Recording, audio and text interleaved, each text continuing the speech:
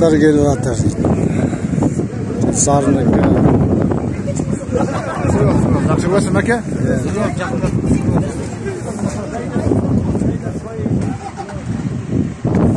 Автобустардың бәрі тұр. Қазақстан Республикасының президенті Қасым-Жомарт Кемелұлы Тоқаевқа үндеу.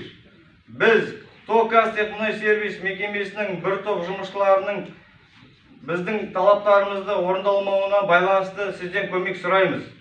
Біз Токастехмунайсервис мекемесі 2016 жылдан бастап инфляцияға байланысты ешқандай жалақыға пайыздық үстеме қосылған жоқ. Осы уақытқа дейін біздің қойған талап тілек арыздарымызды елеусіз қарады. Сол себептен шыдамымыз таусылып, бір ауыздан жұмысты тоқтатуға мәжбүр болдық.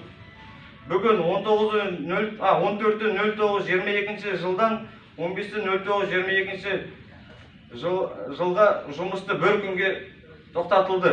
Осы жан айқайымыз талап арызымызды қарап орындауымызды сұраймыз.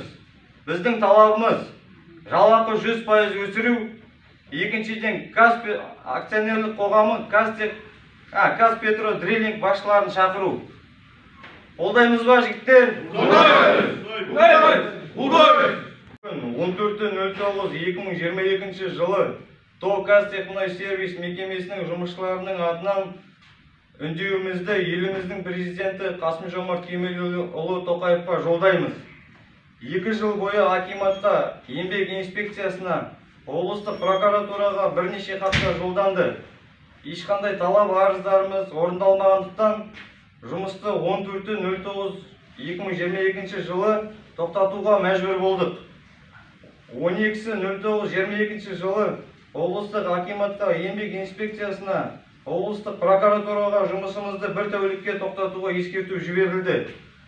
Бүгін мекеме тарапынан қысым көрсетіп, вақтылық ауысымға кедергі жасап тұр. Осы жан айқайымызды шешіп беруіңізді сұраймыз. Қолдаймыз ба? Қолдаймыз!